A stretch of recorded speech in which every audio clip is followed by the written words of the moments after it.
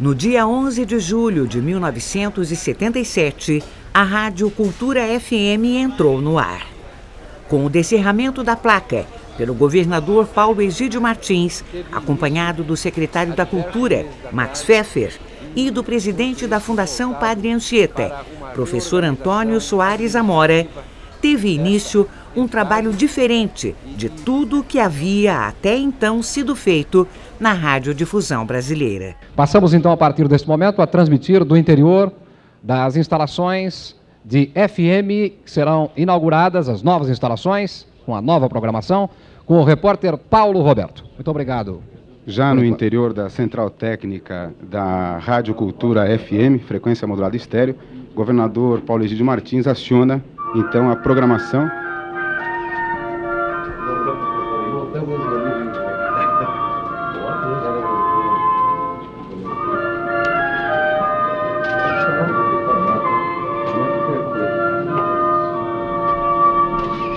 Rádio Cultura de São Paulo, Brasil. Emissora da Fundação Padre Anchieta.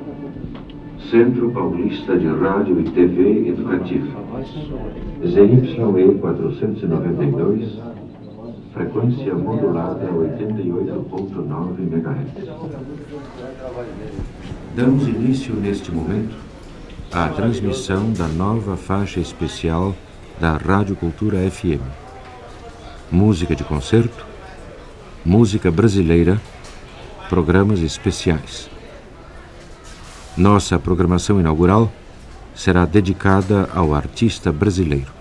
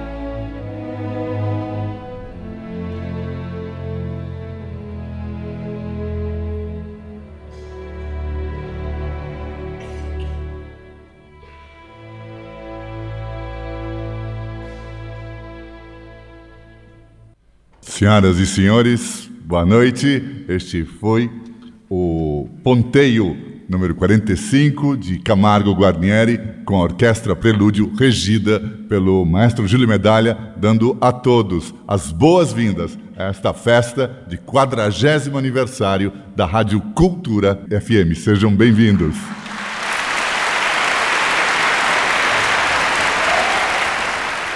E hoje nós teremos aqui um programa de rádio completo, com reportagens, música, quadros e participações muito especiais, como a do maestro Júlio Medalha, para quem, por sinal, este ano de 2017 também é um marco. Há exatos 30 anos eu fiz uma visita a esta Rádio Cultura FM acompanhando uma conhecida que deveria entregar um projeto à direção da casa. O diretor de então, Jair Brito, perguntou-me se eu não teria um projeto também para um programa diário para a Cultura FM. O senhor João Sebastião Ribeiro, mais conhecido internacionalmente como Johann Sebastian Bach, além de fazer 22 filhos com a esposa, construiu uma obra que era uma verdadeira ourivesaria sonora. Se transformou na base da música ocidental dos últimos 300 anos. Bom, eu sempre fui um apaixonado pelo rádio. Minha mãe era uma costureira das grandes madames de São Paulo e ficava o dia inteiro com o rádio ligado. E eu fui captando aquele feitiço que o rádio brasileiro do passado teve, verdadeiramente psicodélico, onde aqueles sonoplastas usavam aquelas sonoridades maravilhosas, baseadas na música clássica de vanguarda do século XX, e os locutores usavam a voz como se estivessem cantando uma ópera. Era uma ópera popular falada e sonorizada, uma maravilha. Isso me deixou sempre muito fascinado e meu sonho sempre foi fazer rádio no Brasil. Tive a sorte de ser contratado aqui pela Rádio Cultura 30 anos atrás e fazer um programa como eu queria fazer. Na realidade, um programa de música clássica com poucas e boas informações para que o ouvinte tivesse alguma curiosidade para captar uma obra sinfônica ou pianística, uma obra clássica com um pouco mais de curiosidade e atenção. Bom, maestro Medalha, vendo essas imagens da sua participação, imagens históricas desses 30 anos de presença na Cultura FM, eu queria saber qual é o seu sentimento, né? Queria que o senhor nos contasse o que é que o senhor sente ao olhar, ao ver essas imagens. Meu sentimento é de pensar para o futuro e não para os 30 anos passados, porque do jeito que anda o rádio no mundo inteiro hoje, com o marketing atolando todo tipo de manifestação cultural de alto nível, abaixando cada vez mais o repertório de qualidade musical das emissoras, uma rádio como a emissora que nós temos aqui, a Cultura, realmente passa a ser cada vez mais importante e eu me considero uma pessoa privilegiada de fazer parte desse exército de artistas de primeira qualidade que colaboram para a melhor música desse país aqui e para a grandeza da cultura paulista de modo geral. Nós abrimos essa festa com a Orquestra Prelúdio. É hora, então, de ouvirmos um depoimento daquele que foi o primeiro diretor da Cultura FM. Senhoras e senhores, Sérgio Viotti. Nós, na verdade, precisávamos de 2 mesas, uma para pôr o FM no ar e uma mesa para você gravar a programação, que eu queria a programação toda pré-gravada. Precisávamos de 4 toca-discos, que a gente tinha 2, era conseguir 2, e os funcionários para botar no ar, para gravar os programas. Nós tínhamos 3, e para pôr no ar eu acho que nós tínhamos 4 ou 5. Não era muito. E eu sei que nós conseguimos esse milagre. Fizemos o primeiro esboço de uma programação. A gente não sabia o resultado, não sabia o que ia acontecer. Podia ser que as pessoas detestassem, achassem uma coisa inútil. Surpreendentemente, a reação foi muito boa. E logo, logo, os ouvintes começaram a telefonar, não só pedindo músicas, mas oferecendo as suas próprias discotecas particulares para que nós usássemos e gravássemos o que nós não tivéssemos. E foi um período de grande alegria e de grande felicidade, porque eu tinha certeza que nós estávamos fazendo uma coisa boa, que existia no mundo inteiro e ainda não existia no Brasil. Na verdade, Dorival Carper e eu inventamos a Rádio Cultura FM na mesa redonda da sala de jantar da minha casa. Nós nunca imaginamos que fosse nos dar tanto trabalho. Sim, meus amigos, é exatamente isso. A rádio surgiu na sala de jantar de Sérgio Viotti e Dorival Carper. E Dorival Carper está aqui na plateia, ao lado da repórter Cirlei Ribeiro. Boa noite, Cirlei. Boa noite, Fábio Malavolha. Boa noite, ouvintes. Você que está aqui na plateia da Sala São Paulo, Você que nos acompanha de casa, Dorival Carper, ator, diretor, conhece muito bem essa história, não é? Dorival testemunhou ao lado do Viotti a implantação, a criação da Rádio Cultura FM. Como é que foi aquele momento em que se decidiu pela criação da rádio? Eu achei que nós éramos um pouco doidos. Mas eu falei, no Brasil tem tanta gente doida, né? Então, mais doido, então não vai mudar muito o panorama. Mas foi uma coisa muito feliz, porque foi logo aceita a rádio, entende? A minha parte era mais programa brasileiro, popular brasileiro. Eu comecei a entrevistar. Você imagina, a última entrevista da Elis Regina foi para mim. Você imagina as emoções que a gente tem. Dorival Carper é assim mesmo, é assim emocionado. Foi assim na comemoração dos 35 anos da Cultura FM lá no Teatro Municipal. Agora mais um momento de emoção. Mas queria te perguntar, naquele dia lá, na sala de jantar, aquele momento em que se decidiu criar a rádio, você se lembra do cardápio? Não, era musical. Mas o tempero, muito amor. Era muito. Não só isso. Eu acho que o Viotti era uma pessoa que o que ele fazia dava certo. Ele tinha sido assim em Londres, demorou 10 anos em Londres, na BBC. Ele fez teatro na BBC. E deu tudo muito certo, não é? Sempre deu muito certo. É isso aí, Dorival Carper. Muito obrigada pela participação. Com você, Fábio. Dorival Carper.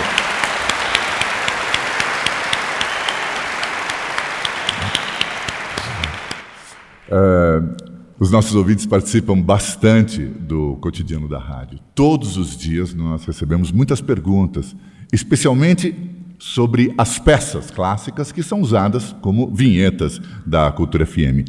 A maioria dessas perguntas, aliás, quer saber qual é a música ouvida na abertura do Fim de Tarde, o programa diário do maestro Júlio Medalha. Maestro, por favor.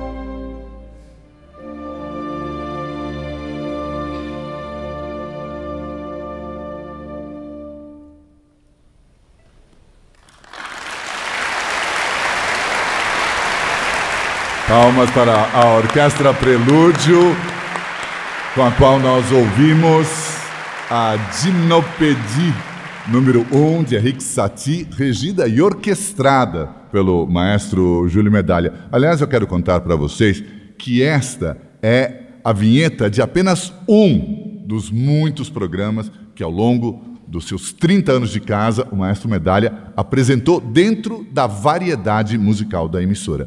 E por falar nisso, em variedade musical, é hora de lembrar um dos gêneros aos quais a Cultura FM dedica também uma parte importante da sua programação.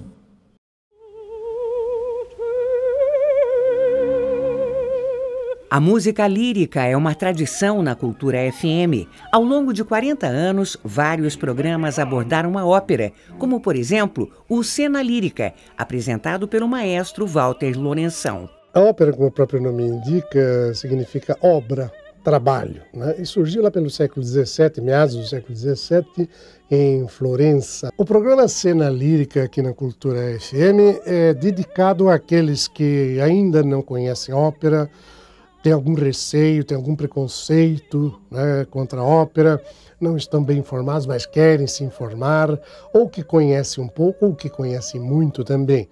Além do atual programa do maestro Lourenção, Teatro de Ópera, e das transmissões das montagens do Metropolitan de Nova York, a emissora dedica ao gênero o boletim diário Bravo, com o pesquisador Sérgio Casoy. E o Seguindo a Ópera, apresentado pelo diretor cênico Walter Neiva. A Rádio Cultura foi muito importante no início da minha carreira, porque lá nos anos 80 era muito difícil você comprar um disco de ópera, tudo importado e sempre muito caro. A bibliografia também era rara, nas livrarias você quase não encontrava nada. E a Rádio Cultura começou, digamos, a ser a minha escola. Eu gravava as óperas completas, ainda com a narração do Sérgio Viotti, e também os programas do maestro Lourenção, que ofereciam muitas informações, muitos comentários interessantes que me abriam um leque de pesquisa. E foi para o maestro Lourenção que eu escrevi uma carta, nos anos 80, que eu queria que ele me orientasse como aprender a fazer ópera. E ele me colocou em contato com o Francisco Giaccheri, então diretor cenotécnico do Teatro Municipal de São Paulo, e lá eu comecei a minha carreira. Então, chegou a hora de ouvirmos ao vivo esse maestro que sempre falou de música lírica aqui na Cultura FM, fascinando ouvintes, levando mais fãs para o teatro lírico e ensinando a todos nós sobre a tradição e a arte do bel canto. Direto da plateia da Sala São Paulo, o repórter Gilson Monteiro está com ele. Boa noite, Gilson. Boa noite, Fábio. Boa noite a todos os ouvintes da Rádio Cultura FM, hoje mesmo os presentes, se mantendo ouvintes como de costume. Pois é, aqui ao meu lado, maestro Walter Lourenção, ele que é voz marcante aqui na emissora desde muito tempo e que apresenta, como a gente viu aí no vídeo, como a gente acompanhou também no áudio, o Teatro de Ópera. Maestro, boa noite. Essa história tem um fato marcante. Como é que foi para o senhor esse começo na Cultura FM? Eu, em primeiro lugar, trabalhava na televisão Cultura durante uns 15 anos, né? E o dia o meu chefe, o querido Queiroz Teles, descendente do Barão de Jundiaí, e eu sou de Jundiaí, né? Tinha muito orgulho disso, me chamou e disse: eu tenho duas notícias, uma ruim e uma boa. A ruim é que você está fora da televisão, porque eu preciso do teu programa para uma coisa que eu não posso explicar. Aí doeu. Pois é. Eu disse: não, e daí? Bom, mas tem a boa notícia, você vai para a rádio e vai fazendo um favor para todos nós de comentar as músicas, converse com o ouvinte, não vai dizer vamos ouvir, estamos ouvindo, vamos ouvir, estamos ouvindo. Converse, troque ideias, conheça os ouvintes e faça com que os ouvintes te inspirem, te conheçam. Inove, renove, vai para lá e trabalhe muito. Favor esse que a gente agradece até hoje. Obrigado, maestro.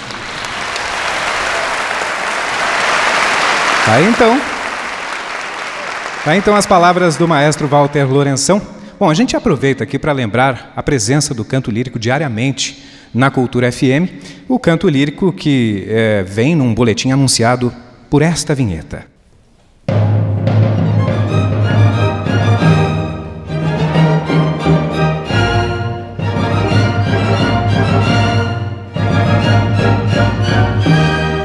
E são essas notas que anunciam diariamente a sua chegada. Boa noite, Sérgio Casoy.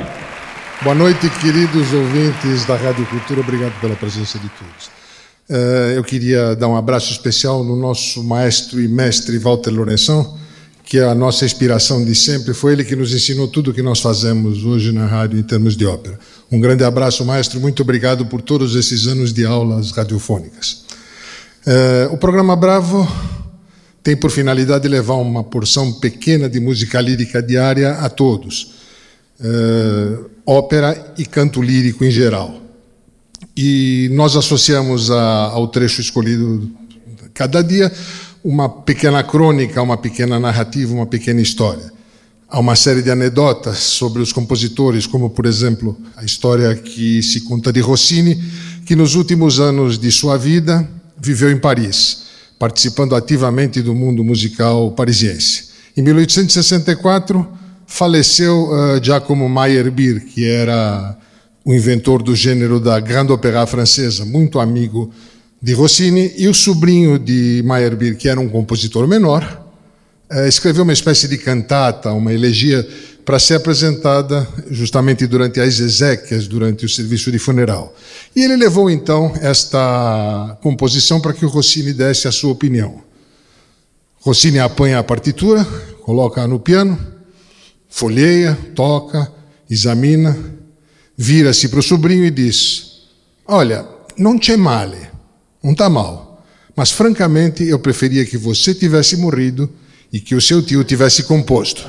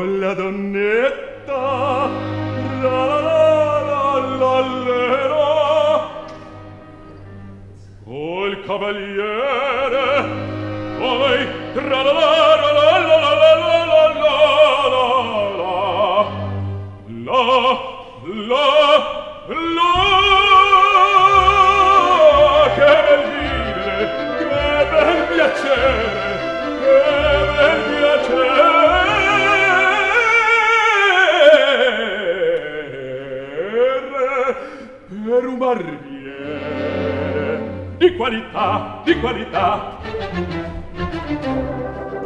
Tutti mi chiedono, tutti mi vogliono, donne e ragazze, vecchie fanciulle, e quella parrucca, e presto la barba, alla sanguigna, e presto i biglietti, tutti mi chiedono, tutti mi vogliono, tutti mi chiedono, tutti mi vogliono, quella parrucca, presto la barba, presto i biglietti, e Figaro, Figaro, Figaro, Figaro, Figaro, Figaro, Figaro, Figaro, Figaro, Figaro, Figaro,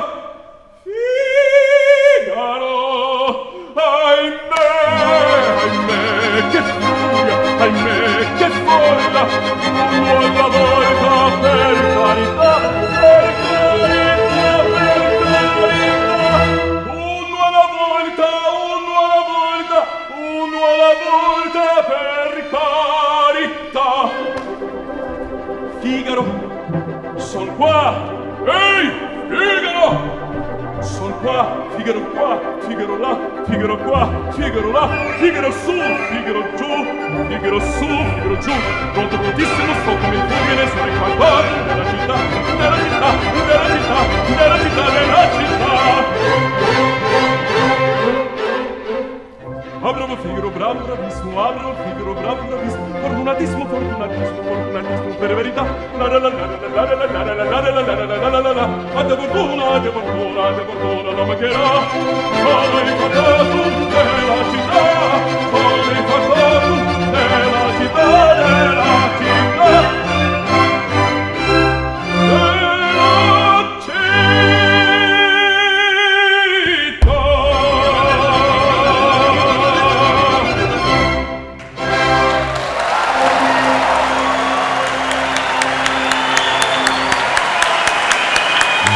Bravo!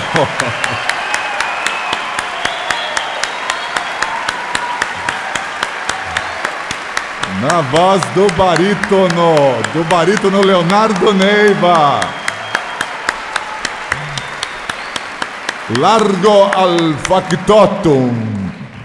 Área do primeiro ato da ópera bufa O Barbeiro de Sevilha, de Gioacchino Rossini. Mas, além das óperas, a Cultura FM também dedica espaço a projetos especiais. Programas e projetos especiais sempre estiveram na grade da Cultura FM ao longo de suas 4 décadas. Todos os domingos, os ouvintes da rádio têm um encontro marcado com o maestro Diogo Pacheco em grande concerto. As obras que eu já regi mais de 100 vezes, a 100ª, eu encontrarei ainda muitas novidades, muitas coisas mais belas que ela oferece para a gente descobrir. As séries enfocaram os instrumentos musicais em títulos como A Magia da Flauta ou os programas dedicados ao violão, apresentados por Fábio Zanon. O violão não é ouvido como instrumento de música clássica com muita frequência, seja na TV, seja no rádio. E eu acho que isso aí é um pouco por falta de conhecimento, os produtores não se sentem muito seguros para programar violão, exatamente por não conhecerem quem é quem e qual que é o melhor repertório do violão. Então eu fiz essa série de 26 programas, passando por todos os violonistas importantes do universo clássico. Todos os violonistas importantes, ele diz, e só as séries sobre o violão clássico apresentadas pelo Fábio Zanon, essa foi só uma, ele fez outras, o violão espanhol, enfim, somam mais de 150 programas, uma autêntica enciclopédia do violão, consultada por estudantes, por pesquisadores e com livre acesso pelo site da emissora www.culturafm.com.br. Aliás, eu quero contar para vocês que neste site, nesta parte do arquivo, estão disponíveis mais de 35 séries especiais sobre as mais diversas vertentes da arte musical. Johann Sebastian Bach e a sua família, o trabalho do professor Koroiter, a obra de Tom Jobim, as gravações de Eleazar de Carvalho, as relações entre Stravinsky e Picasso, a canção brasileira da década de 50, enfim, um universo que vale a pena ser consultado. Mas agora nós vamos falar de um programa da Cultura FM que vai ao ar todos os sábados, às 3 da tarde, e foca o trabalho dos intérpretes. Seu apresentador, está na plateia com a repórter Cirlei Ribeiro. Isso aí, Fábio, ele já está aqui ao meu lado, ele que é regente titular da Orquestra Experimental de Repertório, também regente da Sinfônica de Piracicaba, e o regente titular, aquele que apresenta o intérprete na Cultura FM. Como surgiu a ideia do intérprete, maestro? Mostrar a função do intérprete, enfim, o intérprete como a ponte entre o compositor e o seu público, o intérprete como o mensageiro do compositor, aquele que leva a mensagem do compositor para o seu público. E mostrar também que, dependendo do intérprete e da sua visão, você tem várias interpretações de uma mesma obra. E é isso que torna a música uma arte que é recriada a cada nova interpretação. Então, o objetivo do programa Intérprete é focalizar as diferentes personalidades. O intérprete, aquele que participa da recriação da obra. Quem já participou do programa, alguns dos grandes intérpretes que já passaram pela sua apresentação?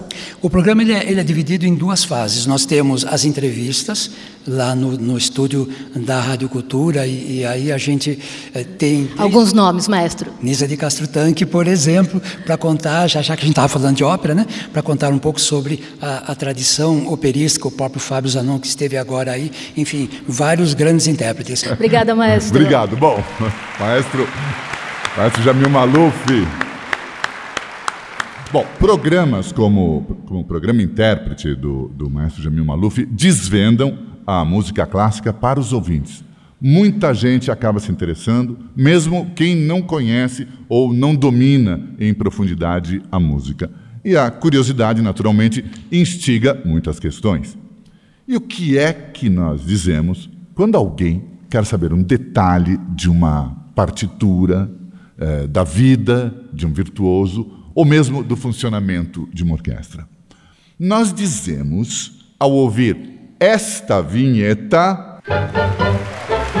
Pergunte ao maestro, com João Maurício Galindo. Esta noite nós temos uma pergunta para o senhor de um dos nossos mais fiéis ouvintes, aliás, segundo palavras dele, ouvinte diário. E ele tem uma pergunta especial. Vamos ouvir?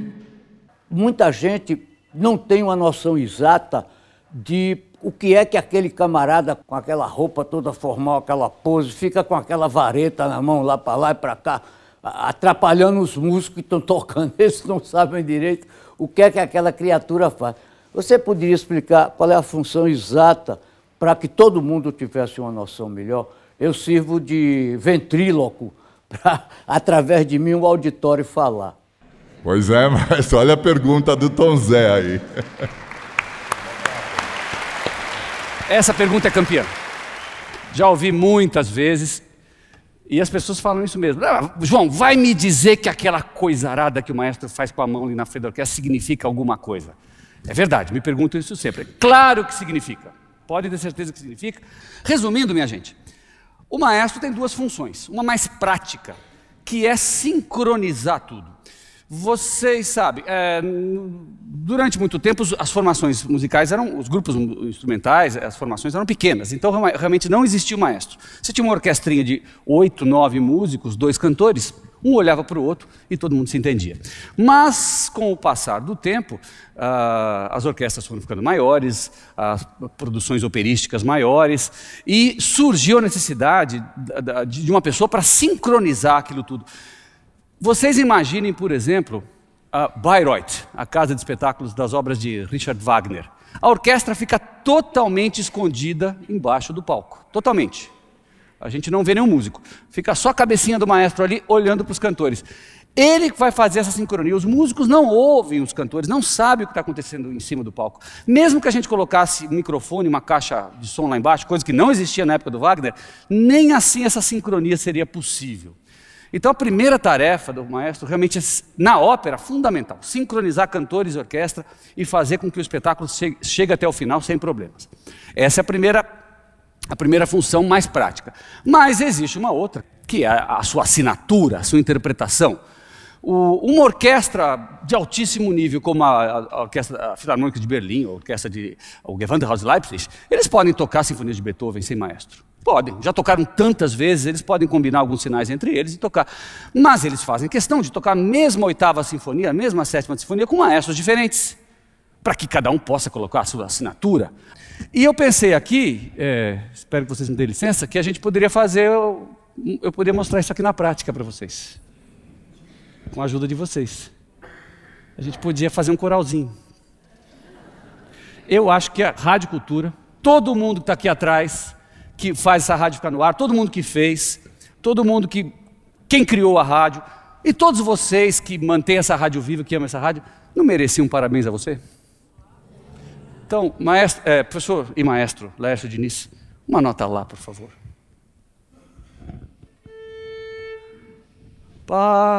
Parabéns. Vamos lá? Sob minha regência? Parabéns para...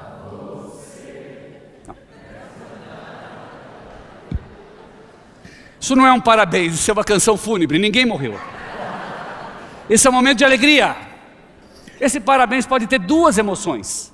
Parabéns para você, nessa data querida, com alegria. Muitas felicidades com ternura. Entenderam?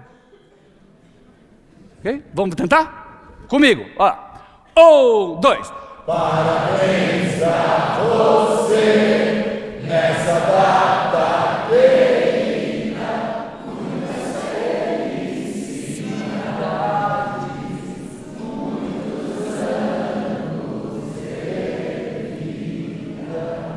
Parabéns a você nessa data querida, muitas felicidades, muitos anos de vida.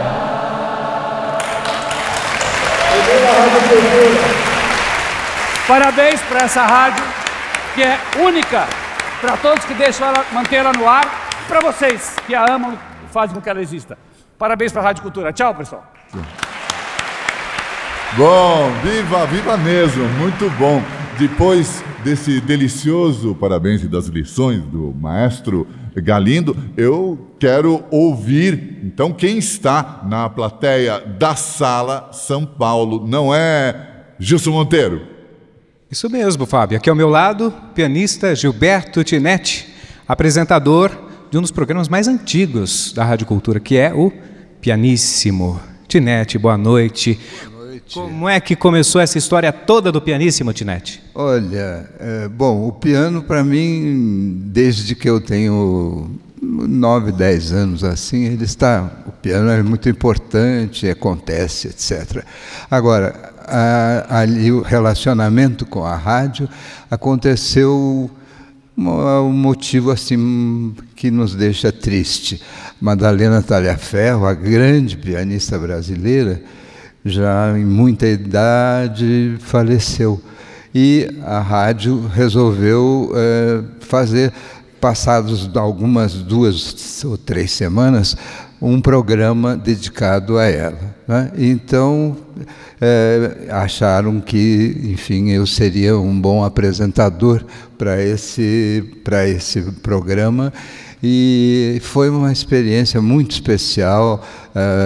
Estava previsto para 8 apresentações, 8 programas semanais, e assim, enfim, a coisa começou a ficar mesmo, passou a ser um programa diário, né? Porque merece, tem espaço para isso e a qualidade está garantida. Obrigado, Tinetti. Muito obrigado. Palavras? Gilberto Tinetti. De Gilberto Tinetti, exatamente, pianista Gilberto Tinetti, que integra o cast da Cultura FM, um cast que, na verdade, tem muitos artistas, poetas, cenógrafos, romancistas, enfim, gente que domina a palavra. Ao longo de 40 anos, a emissora também incorporou a crônica ao seu dia a dia. Entre os nomes que pontuaram a programação da Cultura FM, o jornalista Rodolfo Konder, que entre 2004 e 2007 apresentou O Sabor da Crônica. Sem lástima e sem ira, o tempo destrói as espadas heróicas. Retornaste, pobre e triste, à tua pátria nostálgica, ó capitão, para morrer nela e com ela. Fatos curiosos e datas preciosas foram lembradas pelo cenógrafo e diretor de arte Ciro Del Nero, nos comentários de A Celebração do Dia. Ilusões. Assim como ilusionistas que tiram coelhos da cartola, pombas do bolso e lenços da bengala e criam enganos. Eles enganam. Até 2016, o neoconcretista Ferreira Goulart apresentou o quadro A Vertigem do Dia. A história que eu vou contar aqui, muita gente conhece. E tem como personagem central o poeta Vinícius de Moraes, que completaria este ano 100 anos de idade. E atualmente, o poeta Paulo Bonfim, nome ligado à história de São Paulo, comparece todas as semanas aos microfones da casa para reviver, na sua voz, momentos únicos que ele batizou de Passeios da Memória. Numa tarde, soou a campainha do apartamento na Avenida Ipiranga. Abri a porta. Era Araci de Almeida carregando mala. Paulo foi logo dizendo: estou muito angustiada para ficar sozinha no hotel. Posso passar 3 dias em sua casa? Claro, querida. Entre e se instale no quarto de meus filhos. Eles dormirão na biblioteca. Dito e feito. A cantora acampou e foi ficando. Voltava sempre de madrugada e ligava para o Rio de Janeiro para falar com Antônio Maria, Paulo Mendes Campos e Vinícius de Moraes. Eram longas prosas e imensas contas telefônicas estourando em meu orçamento. No fim do 3º mês, certa noite, Araci chega com uma arara que ganhara de presente na boate onde cantava.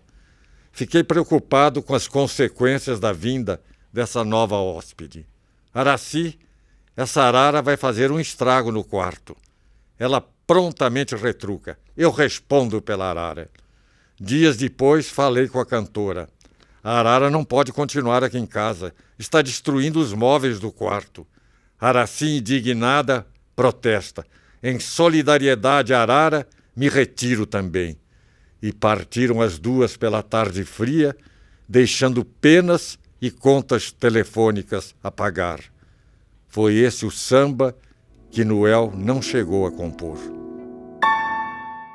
Só o Paulo Bonfim para nos contar essa história. Mas a Cultura FM dialoga com todas as linguagens. Linguagens culturais, claro. Não só a música, as artes visuais, o cinema, as letras, a literatura, a dança e, claro, também o teatro. A radiodramaturgia foi uma ousadia da emissora em termos de linguagem.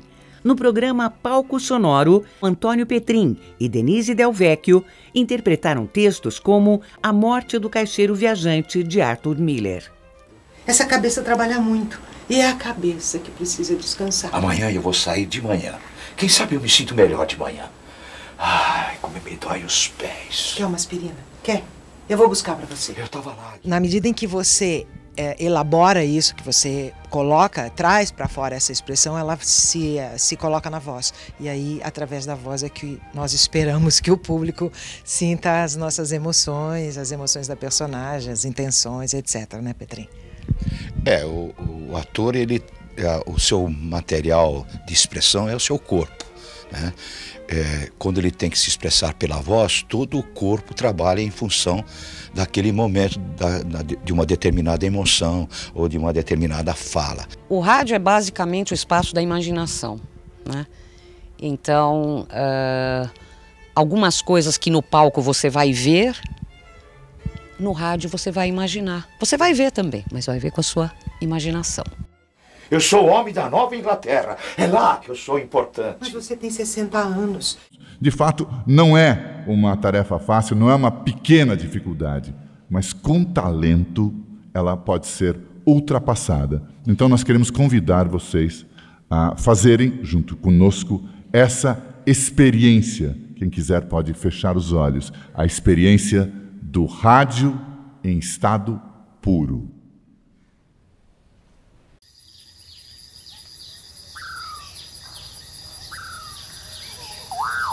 Eu sou bicho do mato.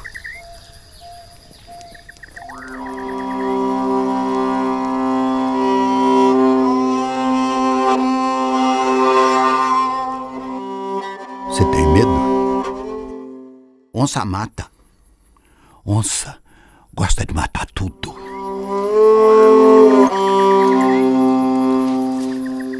Onça coada vira demônio, senta no chão, quebra pau, espedaça. Ela levanta, fica em pé. Quem chegou, tá arrebentado. Olha pra fazer medo. Tem pena de ninguém. Estremece de dentro pra trás. Arruma as pernas. Toma um açoite e pula, pulão. É bonito. Mas você já viu? Hã? Onça fêmea mais bonita é a Maria Maria. E você quer saber? Não, isso eu não conto não de jeito nenhum. Mas você quer saber muita coisa.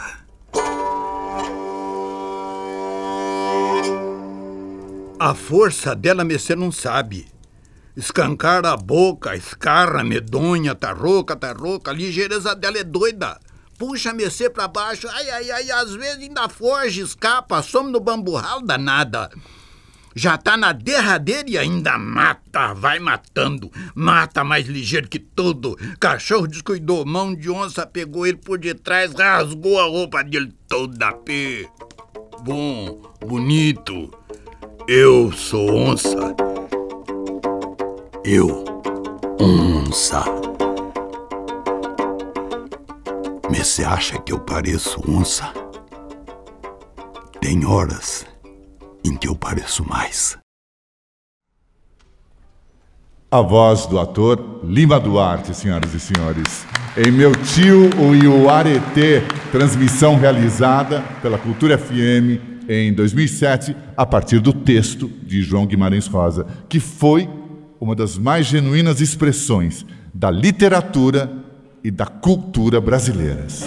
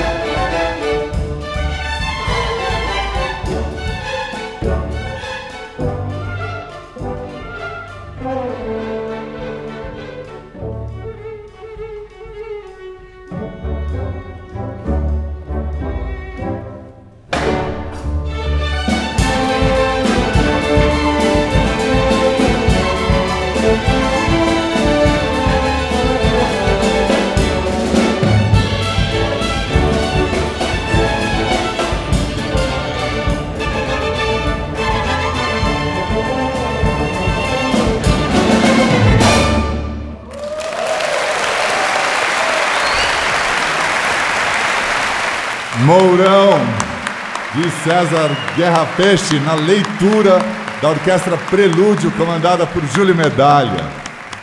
César Guerra Peixe dialogando com o texto de João Guimarães Rosa, que nós ouvimos com Lima Duarte agora há pouco. E o trabalho da emissora, naturalmente, não se limita à música e à linguagem teatral e às demais linguagens. Na Cultura FM, o cinema também é falado. Na Rádio Cultura FM, você percorre os caminhos e as trilhas da história cinematográfica. Olá, bem-vindos ao Super 8. No programa de hoje, a música de Maurice Jarre para o filme Lawrence da Arábia.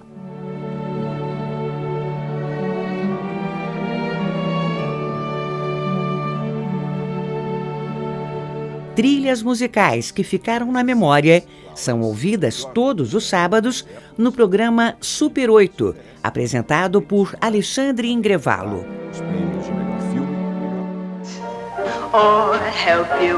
Você não imagina todo o trabalho que eles tiveram antes para juntar tudo aquilo. Se você pega uma cena, que nem a Marilyn levantando a saia no metrô, que é o que a gente vai sonorizar agora, sem o ruído do metrô, sem o barulho de rua, sem nada. Então nós temos que colocar esses pequenos aditivos no programa para a pessoa lembrar. É um novo filme, só que é um filme sem imagem. A imagem está na tua cabeça. O apresentador do Cinemúsica era o jornalista e diretor de cinema e TV, Álvaro de Moya. Eu me lembro do rádio antigo, do radioteatro que minha mãe costumava ouvir. As mulheres naquele tempo ouviam o rádio e nós ouvíamos música também e imaginávamos muito. A imaginação dos ouvintes de rádio. Nós tentamos aqui fazer a mesma coisa.